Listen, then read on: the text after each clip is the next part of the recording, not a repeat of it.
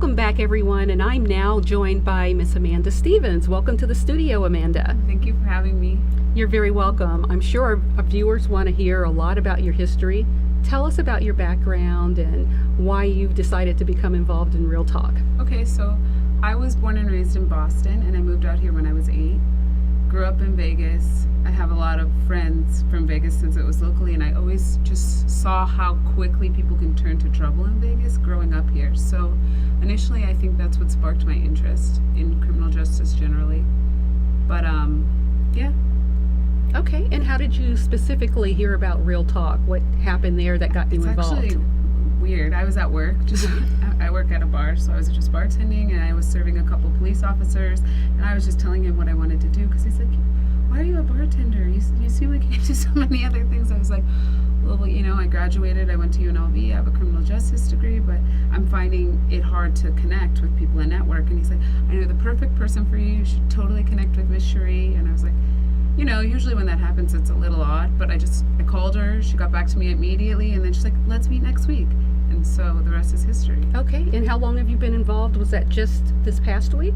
No, I would say about a month now. Okay. I met up with her 2 or 3 times, and then I went to a Real Talk program last month. So what will be some of your intended responsibilities? Similar to Lindsay, I'll be like on Mondays we'll come in, we'll do paperwork. There's a lot of paperwork involved in it, believe it or not, because there's so many kids at the program, I've seen thousands. So wow. Getting them where they need to go, entering stuff into the system. So Mondays we do that. The first Tuesday of every month I would be expected to go to the Real Talk meeting and get to know some of the kids and see the program actually in action. Okay, so you've never seen a Change One? I have. I went to my first one. It was amazing. Okay, who was your guest speaker there? I can't remember his name exactly. He was an engineer, and he came to speak. So at first there was like 3 members who spoke to the kids about their prison history, which that was astonishing. It was incredible. And then after that, an engineer came and he talked to the kids about how they could get involved in that kind of stuff and what path he took and how he stayed out of trouble to guide his path to where he is now. So one of the things that the program really pushes are activities for the kids. And I'm going to ask you, Lindsay, why do you feel that those activities are so vital for children? Well, it's because I feel like the activities, they stay busy. You know, the problems usually start when they're home alone while mom and dad are at work. You know, they're alone, so they come up with all these ideas in their heads, like, because they're not busy. Right. So they come up with so many things, sometimes, you know, troublesome things. And having them in activities will keep them busy. It'll help them socialize more with kids their age and, you know, share similar interests. Okay. And for you, why do you think those activities are so important? Or is that pretty much the same Similar, for you as well? If you're bored, you're going to look for something to do, and usually without somebody there guiding your steps, it's probably going to be not the best things to do because there's no one around. So I think it's vital for kids to, and it pushes you forward. So maybe it teaches you discipline. If you want to get into boxing, it teaches you that you need stamina, you need certain things, and I think those are life skills that'll help you no matter what you get into. But it's good to be entertained at a young age, or otherwise, what else? How important is it for parents to be involved with the program, or just in general, knowing what's going on with their children? I mean, again, if you're not involved in your kid's life, you don't know what they're doing. You don't know who's giving them that voice of influence. You don't know who's the one pouring into them and investing in them. And if it's not you, it's going to be someone else. I think kids are constantly curious and exploring. So if your mom and dad aren't giving you life skills, who is? So you look to people. If you're in the inner city or at-risk youth, you're going to look to the older people who have money, who have I want to be like him. He has a lot going for him, and you don't know who he is or where he got his life skills. So I think it's extremely important. How do you feel your role evolving as a volunteer worker in the program? What message are you specifically trying to send out there to the kids?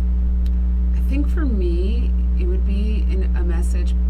My small piece would be gratefulness and humility in a way, because there's nothing Cherie doesn't have to do this. These aren't her kids. She has her own kids. Right. She's taking care of her very kids. true.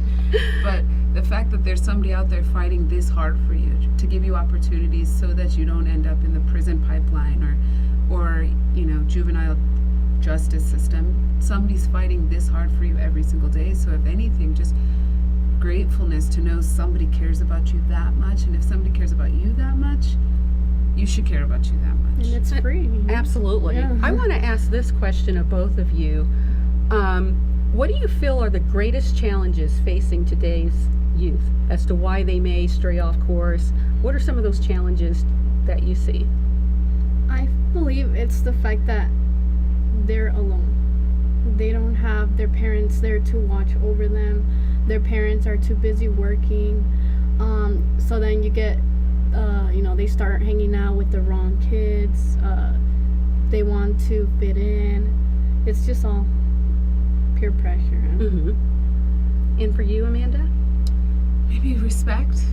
I think a lot of kids these days lack respect for themselves, for their parents, for authority figures, for teachers. Everyone thinks they're their own boss. There's so many kids who nowadays, if you try to reprimand them, well, I'm going to go do this if you do this. And it's like, if you truthfully had respect for adults or authority or even yourself, would you be here?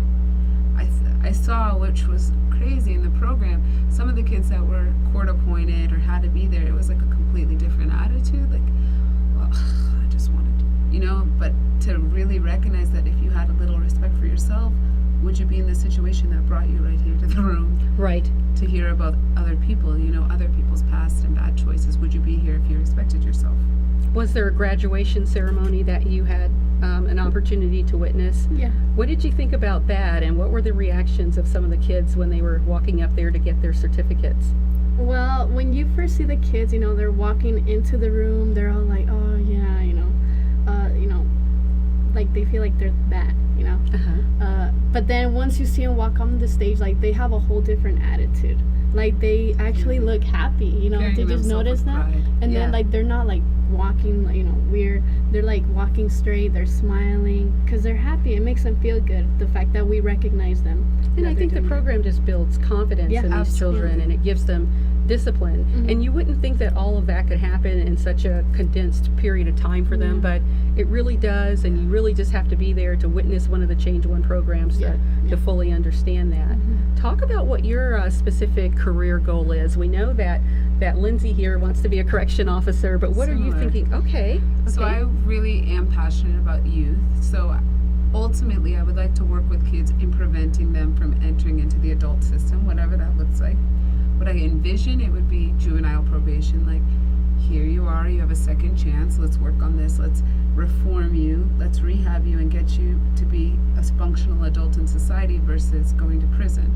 So if I could work with juvenile probation, that'd be awesome. But I mean, whatever it looks like, I just want to work with troubled youth. Like, to click that switch where they can change. You don't have to go this way. I know it's set out for you to go that way. Everything looks like you're going this way. But what can we do right now to change your path and give kids that opportunity to look at their actions and be like, how can I be different? How can I be better?